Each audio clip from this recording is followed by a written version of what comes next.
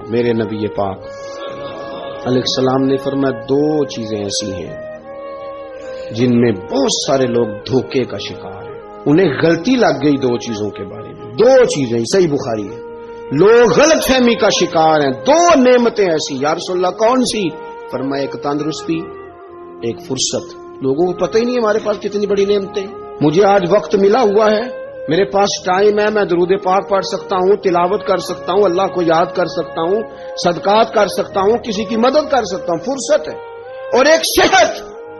اور سجنوں وہ لوگ بھی ہیں جو اب کرسیوں پہ نماز پڑھتے ہیں, وہ بھی ہیں کچھ سہارا دے تو وضو کرتے ہیں, وہ بیچارے بھی ہیں کہ جن کا دل کرتا ہے کہ مسجد جا کے نماز پڑھوں, لیکن اب آنے کی طاقت موجود نہیں رہی. اس سے پہلے ورنہ اوڑکتے دن آیا ہے محمد, انہیں ہور کڑی نو ڈب جانا ہے.